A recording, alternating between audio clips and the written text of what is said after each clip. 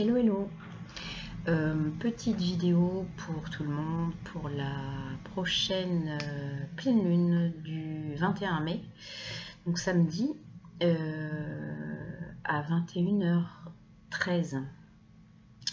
Alors pourquoi je voulais rapidement vous mettre un truc, plutôt vous avoir tous au téléphone et expliquer un petit peu les énergies qu'on a depuis la nouvelle lune du 6 mai dernier. En fait, j'ai décidé donc de faire une vidéo pour pouvoir vous expliquer en quoi les énergies de la pleine lune peuvent être questionnantes en fait. Donc on a une pleine lune, donc là je rappelle quand même que la dernière nouvelle lune en fait, donc du 6 mai, elle a eu lieu, c'était la pleine lune, la nouvelle lune du Vésac. Donc ce qu'on appelle le Vésac, c'est traditionnellement la nouvelle lune qui a lieu en taureau, donc signe de Bouddha, donc on reprend des choses parfois au niveau traditionnel, des choses qui ont lieu, des traditions qu'on reprend pour nous. Donc cette nouvelle lune, elle était donc toujours avec le carré hanté de Saturne, Neptune et Jupiter. Depuis, Jupiter, qui était rétrograde, est repassé direct le 9 mai, ce qui débloque un certain nombre de situations. Alors, Jupiter est en Vierge, il est opposé à Neptune en Poisson, et il est carré à Saturne, qui est rétrograde aussi, en Sagittaire. Donc, ça nous donne, je dirais, pas mal d'obligations, de désillusions. Et donc là, comme Jupiter est repassé direct, en fait, ces désillusions, elles peuvent avoir été freinées à un moment, et là, paf, on les prend dans la gueule, entre guillemets. C'est-à-dire que le fait que Jupiter est une espèce de ballon, plein d'abondance et tout, donc il est carré Saturne, donc ça freine, ça résiste, ça machin, et d'un seul coup, paf, ça pète, ça explose, et on se prend dans la figure. Alors Jupiter, normalement, c'est une planète dite positive, mais on peut la prendre avec plein de choses négatives qui ont été accumulées et qui sortent maintenant. Donc c'est pour ça qu'il y a des règlements karmiques qui peuvent avoir lieu en nombre maintenant. Il peut y avoir toute une suite d'incidents contrariants qui ont lieu maintenant, etc. etc. Parce que c'est cette énergie de Jupiter rétrograde qui est repassée direct. Donc qui claque, qui libère. Alors, cette pleine lune de samedi, qu'est-ce qu'elle a d'intéressant? Pourquoi est-ce que je veux attirer votre attention dessus? Eh bien parce que c'est une pleine lune qui a toujours ce carré hanté, qui ne bouge pas. Donc, sauf que Jupiter est conjoint le nœud nord et qu'il est direct. Donc le nœud nord, on est d'accord, je ferai une prochaine vidéo pour, vraiment sur les significateurs karmiques, pour vous expliquer un petit peu ce qu'il y a dans cette espèce de ballon qui transite et qui justement libère les choses karmiques qui sont inscrites chez vous. Voilà. Donc, ils sont conjoints tous les deux, ils sont en signe de terre, donc des problèmes concrets qui peuvent sortir, qui peuvent apparaître à toute vitesse. Opposé Neptune, alors on se dit, waouh, on n'en verra jamais le bout, il n'y a pas de limite, il y a en plus Neptune en Poisson.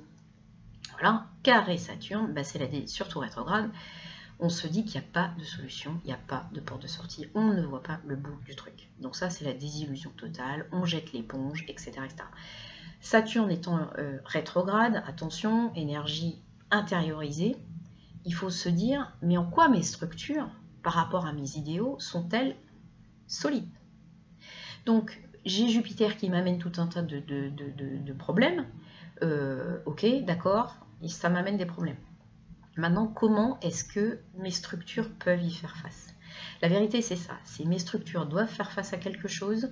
Est-ce qu'elles sont adaptées ou est-ce qu'elles ne sont pas adaptées? Si elles ne sont pas adaptées, comment je peux y faire face et comment je peux revoir ce process? Et on va voir que là, on peut basculer sur une énergie qui est vachement bien, qui est un trigone de Terre, qui est ni plus ni moins le fameux trigone en ce moment, Pluton, Jupiter toujours en Vierge, donc qui est toujours conjoint à son significateur karmique, et Mercure en Taureau. Donc Capricorne, Vierge, Taureau. Donc là, on a les idées, D'accord? Même si Mercure est rétrograde, ça veut dire qu'on ne les met pas en place. Mais les idées, globalement, l'énergie qui amène les idées ou qui amène la porte de sortie, elle arrive. Elle est là. On commence à la voir. Donc ça veut dire que le significateur karmique qui est déplacé, voilà, la résistance engendrée par Saturne, peut basculer sur une destruction, puisque Pluton est en Capricorne, donc son maître, c'est quand même Saturne. Donc, le tout étant rétrograde, on peut revoir les structures, les repenser, on peut amener des idées, on peut solder des tas de choses karmiques avec ce Jupiter qui est conjoint en nœud nord en Vierge, qui est aussi géré par Mercure, puisque la Vierge, le maître de la Vierge, c'est quand même Mercure. Donc là, on a cette potentialité en ce moment, via cette pleine lune de samedi, d'avoir des idées. D'avoir des portes de sortie, d'avoir des choses concrètes qui commencent à se mettre en place. Alors ça, c'est le côté, je dirais, logique, rationnel, sympa de cette pleine lune. C'est-à-dire qu'évidemment, on en prend dans la figure, mais de l'autre côté, on a les moyens de pouvoir sortir de ça. En tout cas, on a les moyens de pouvoir mettre un espèce de plan en place pour pouvoir commencer à avoir des portes de sortie. Voilà. En revoyant nos propres structures. C'est-à-dire qu'il ne faut pas être dans le déni, il ne faut pas être dans la résistance, parce qu'un Saturne rétrograde, qui plus est en Sagittaire, qui est le signe de Jupiter, donc ils sont en carré tous les deux, on peut s'accrocher à des croyances qui ne sont pas bonnes, et il ne s'agit pas de s'accrocher à ces croyances qui ne sont pas bonnes, il s'agit de regarder la merde dans le blanc des yeux et de dire, bon, visiblement, ça ne fonctionne pas. C'est même pire. Donc si c'est pire, je vais aller sur le petit dicton errare humanum est et perseverare diabolicum. Donc ça veut dire globalement qu'on a tout le monde a le droit de se tromper, il n'y a pas de souci. Maintenant, s'accrocher à son erreur, c'est juste pas possible, quoi. Et Dieu sait que je l'ai fait, hein, et que je continue certainement à le faire. Donc, voilà, ça c'est côté positif. On détruit, enfin, on revoit ces structures, on en met de nouvelles en place, on les teste. Parce que c'est ça aussi, les énergies rétrogrades, c'est du test. Du test, du test, du test, du test. L'intérêt d'avoir des planètes rétrogrades, mais je reviendrai ça dans la vidéo que je vais vous faire, peut-être vendredi ou samedi sur le karma, c'est que arrêtons de voir les planètes rétrogrades comme un problème. Elles sont des merveilleuses possibilités de test de l'énergie et de votre énergie qui merde, en fait. Donc, cette énergie, il faut la tester et on la teste réellement en phase rétrograde. Alors, c'est quoi le problème de cette pleine lune? Le problème de cette pleine lune, il est de deux aspects.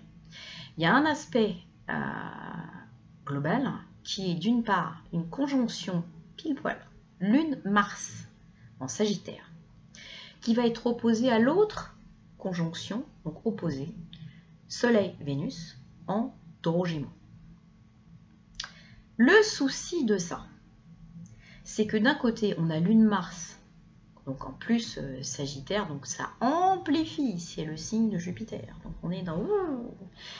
Donc on est sur une conjonction émotionnelle, d'accord? Donc Mars, clac, il vient aiguiller toute l'émotion de la Lune, donc on peut se prendre des coups de colère, on peut avoir un mal de chien, quelqu'un qui nous cause mais vraiment une torture, un coup dans le dos, vraiment émotionnellement, c'est super dur la conjonction Mars-Lune, c'est super dur. En plus, je vous dis, c'est amplifié en signe du Sagittaire, c'est-à-dire que c'est un signe de feu, hein, donc la Lune elle est moyen bien là-dedans, hein, et elle va se faire, le côté émotionnel va se faire massacrer, d'accord? Le tout opposé à l'ego et l'harmonie.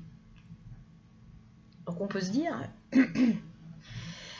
quelles belles airs prévisions. Donc, ouais, donc attention, cette énergie, encore une fois, je reviens dans ce que je disais, c'est-à-dire que encore une fois, vous êtes né avec un ciel astral qui propose des énergies que vous avez choisies pour venir.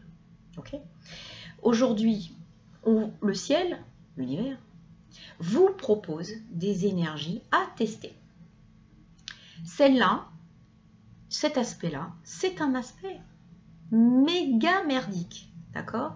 Donc, il va vous chahuter. Il va chahuter tout le monde. D'accord? Et particulièrement ceux qui sont début Sagittaire, début Taureau, qui sont, dans les signes aussi en carré, hein, qui sont début Vierge et début Poisson. Ou alors, si vous, dans votre thème, vous avez des amas de planètes qui sont aussi correspondants à ça. Début Sagittaire, début Gémeaux, fin Taureau, d'accord?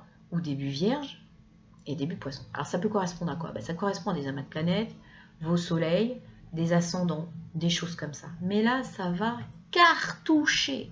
Et ça va cartoucher du 21 mai à la prochaine nouvelle lune qui sera le 5 juin. D'accord? Donc, il y a quand même 2 semaines dans lesquelles il faut tenir ce truc-là. D'accord? Donc, ça veut dire quoi, gérer une énergie émotionnellement instable comme ça?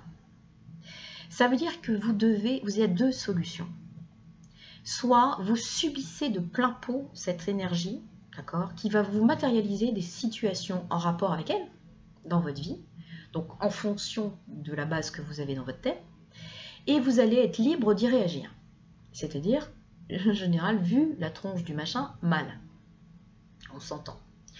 Ou alors, vous vous dites, ah ouais, je vais être chahuté émotionnellement. Bon, ça veut dire que j'ai toute mon agressivité et mon émotionnel, il faut que je gère. Donc je vais peut-être faire un peu plus de yoga, je vais peut-être aller me faire un soin énergétique, je vais peut-être me mettre dans des choses d'apprentissage où je vais apprendre à gérer mon émotionnel, je vais faire attention à justement ne pas trop réagir, à bien focaliser sur ce problème d'émotionnel chez moi. Comment est-ce qu'il ressort? Comment est-ce que cette agressivité aussi ressort chez moi? Et qu'est-ce que ça m'apprend sur mon ego, donc conjonction Soleil-Vénus? Comment est-ce que je perçois ma propre valeur? Parce que dans la conjonction Soleil-Vénus, opposée à Mars-Lune, on a cet aspect de ma valeur. Qu'est-ce que je vaux? Je vaux mieux qu'un truc émotionnel qui se passe mal. Et ces gens qui me font du mal en face, alors en plus... voilà, c'est amplifié, c'est machin. Ce truc qui me fait mal, est-ce que c'est moi? Ou est-ce que c'est une situation qu'on me donne à vivre et à laquelle on veut que je réagisse en évoluant? C'est ça les énergies d'évolution. Une énergie qui vous est proposée, elle vous est proposée dans le but de ce questionnement. Donc ce questionnement, il faut vraiment l'intégrer pour que vous ayez la capacité de vous positionner par rapport à ce mal émotionnel qui arrive et que vous puissiez mettre en équilibre votre valeur. Parce que c'est ça qui est donné aujourd'hui. C'est que valez-vous par rapport à un émotionnel de fréquence basse? Que valez-vous? Qu'imaginez-vous que vous valez dans ce truc? D'accord? Et ça va être vraiment l'occasion de pouvoir construire, de pouvoir mettre en place, je dirais, une conscience de votre émotionnel. Comment votre émotionnel y sort? Comment vous le gérez? Comment vous y réagissez? Et votre valeur par rapport à ça, comment elle s'équilibre?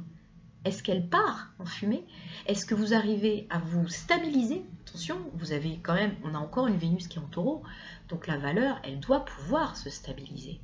Elle a de quoi, le soleil en Gémeaux, donc lui, il va partir. Et donc l'ego va essayer de... Hein, mais la valeur, elle, Vénus en Taureau, elle est là, hein, elle est là, elle doit pouvoir stabiliser tout ça. Donc, dedans, en plus, il y a des trucs affectifs, parce qu'on est sur une opposition Mars-Vénus, donc on est sur des attirances, des répulsions, des rejets, des choses qui sont un petit peu compliquées à gérer en matière, je dirais, homme-femme, d'où aussi la possibilité de revoir vos bases sur mon féminin, mon masculin, c'est quoi qui réagit. D'accord? Surtout que le féminin, il risque d'être mis à mal parce qu'avec cette conjonction Mars-Lune. Donc, voilà, il y a quand même un certain nombre de choses, ne serait-ce que dans cet aspect, qui doit, en tout cas, qui peut parler et qui peut résonner si vous l'avez positionné dans votre thème à des endroits qui sont un petit peu sensibles, on va dire. Et puis, il y a aussi autre chose, il y a, je dirais, un autre aspect un petit peu émotionnel, mais collectif, lui, qui est vraiment basé sur le collectif, qui était déjà là et qui continue. On a une opposition toujours, depuis la nouvelle lune, lune noire Uranus, et donc dans l'axe bélier balance. Donc on est sur du collectif de l'individuel, on est sur de la remise en cause du système, on est sur de l'explosion littéralement de la peur de l'individu face au pouvoir et aux zones d'ombre que ça représente. Donc tout ce qui est mouvement syndical, mouvement, les manifs, les machins, etc., tout ça, ça va encore continuer et je crains que ça n'aille pas dans le bon sens, forcément, puisque on est sur une lune noire qui persiste, d'accord, dans cette zone et qui vraiment attise le mouvement entre le collectif et l'individu, qui ne se retrouve pas, qui est angoissé par ce pouvoir, par ses décisions, par voilà, ça peut très bien ne plus être maîtrisable rapidement, parce que voilà, et ça continuera pour je dirais c'est pas fini pour le 5 juin, donc on est vraiment dans une, mais je vous en reparlerai de cette nouvelle lune du 5 juin qui a vraiment une croix cardinale au milieu, et donc attention, il y a du lot encore. Mais là, je voudrais vraiment que pendant les 15 prochains jours, vous puissiez réfléchir sur la valeur d'un côté, l'émotionnel de l'autre, parce que c'est vraiment ce qu'on vous demande et ce qu'on met à votre disposition. Et surtout cet axe sur je maîtrise cette énergie en conscience, c'est-à-dire vraiment, quand je vois qu'une situation se matérialise sur le devant de la scène comme ça, et que c'est mon émotionnel qui réagit, le toper en vol et dire « Ah ouais d'accord, c'est pas quelque chose qui m'appartient ». Pensez à ça, c'est pas quelque chose qui vous appartient, vous venez juste de prendre un bout de l'énergie cosmique du moment, vous venez juste d'entrer en test. Est-ce que ça vous plaît d'entrer en test ou pas?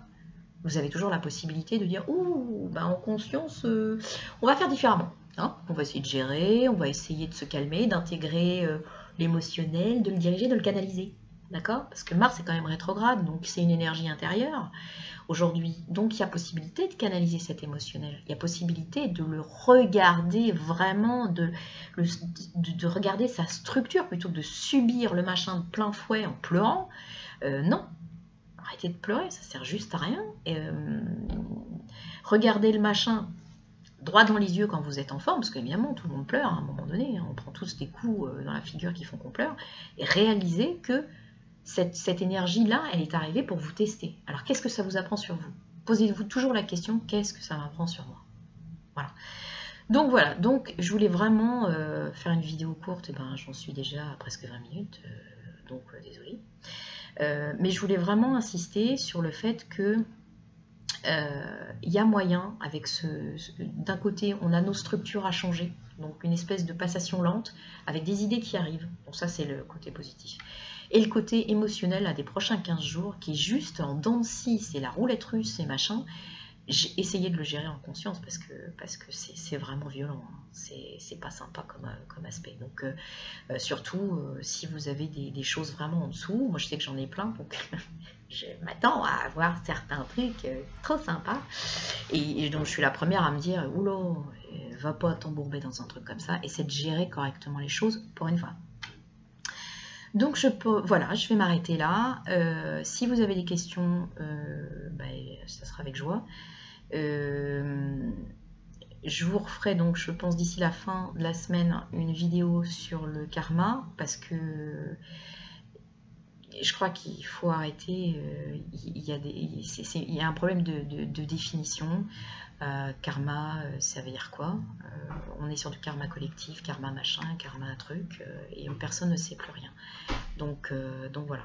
Je vous embrasse très fort, à bientôt.